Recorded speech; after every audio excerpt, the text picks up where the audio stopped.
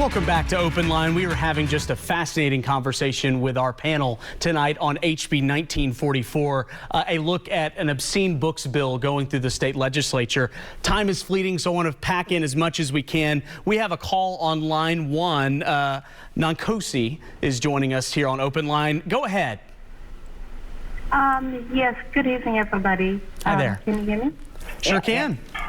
Okay, so my name is Nankosi, and this conversation riveted me because I'm from South Africa, and I have a father, was an English teacher, literature professor, and one of his books was actually banned in the olden days of apartheid South Africa. And I just remember when we first came to this country and I was in middle school, and how a librarian did have a process of saying if a child wants to check out a book that may be a little bit too mature, then we just ask for parents' permission.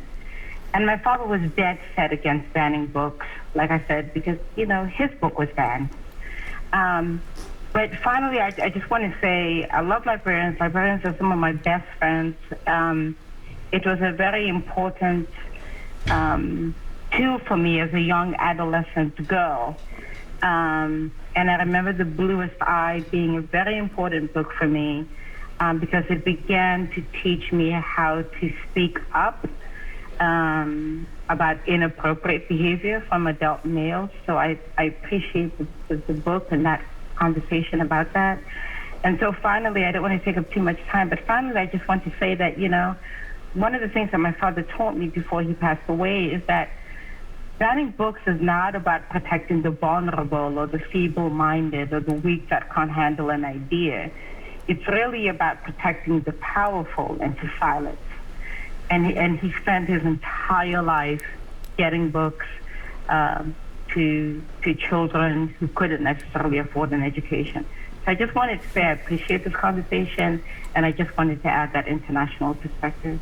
And we are so appreciative of that international perspective, Nankosi. Thank you so much for calling in. I'll open it up to the panel. Any thoughts on what she had to say?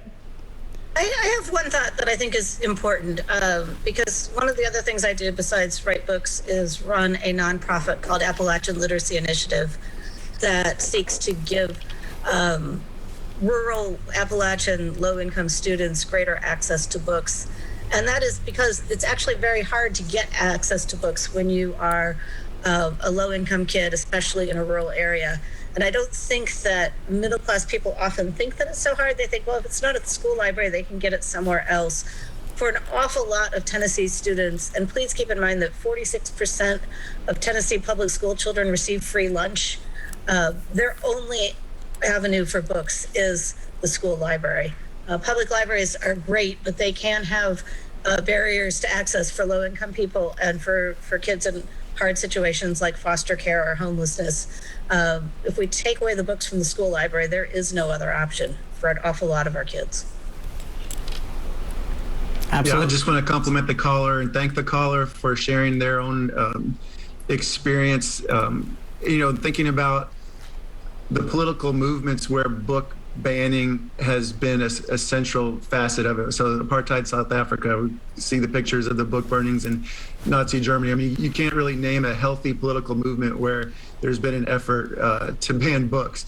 And she talked about how really it's all about protecting power. And so I think that's a reminder to us that this is connected to other movements that we're seeing in the state that are also about protecting power, whether it's gerrymandering away Nashville's voting power or voter suppression efforts in the state. It's all connected to a same preservation of a corrupt power system with this so-called supermajority.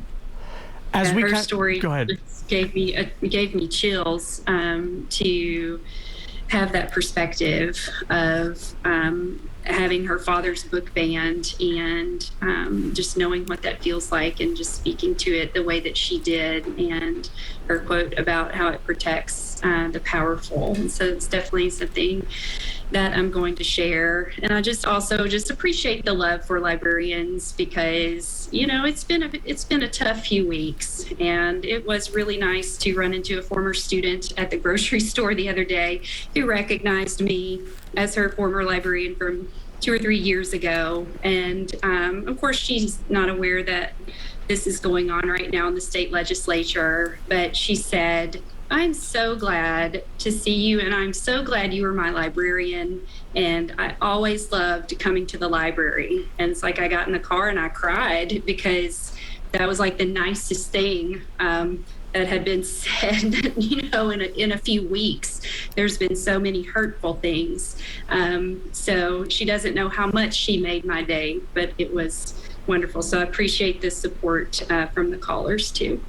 We have about 2 minutes left before we have to say goodbye to you all. So, Lindsey, I felt like it might be good to end with you, and hopefully we can fit in a little bit more. But, you know, we're showing how the sausage is made tonight a little bit. This is going through the legislative process. But if people have an opinion one way or the other about this, what is the best way for them to speak out about this as it moves forward? Sure. So next week, it will be heard in the House Education Administration Committee. So that is chaired by Representative Mark White. And then it will also be heard in the Senate Education Committee, and that is chaired by Senator John Lundberg. And you can go to the Tennessee General Assembly website and type in HB1944, and you can see the bill history, and that will lead you to the committees. It has all of the email addresses and contact information for each of the representatives on the Education Administration Committee and the members of the Senate Education Committee. So reach out and let them know how you feel about it. We only have about a minute left, but quickly, Andrew, any last thoughts on this that you'd like to express? Yeah, I'm glad that you asked Lindsey about how to get involved. I mean, it's been a wake-up call for me. I think sometimes you sit here living in Tennessee and think my voice doesn't matter because the odds are stacked against us. But sitting in those hearing rooms and seeing the volume from the other side really sort of encouraged me that voices are important regardless of the numbers. You know, speaking up for what is right is important always, you know, and you hope that little by little that things begin to turn here in Tennessee. It's clear that the facts are on the side of the librarians and the teachers and the schools. And so you just have to keep repeating that and hope that someday people will listen. Andrew, we're going to have to let that be the final word. Thank you to all three of you for being with us tonight. We'll have a few final thoughts to wrap up the show after this.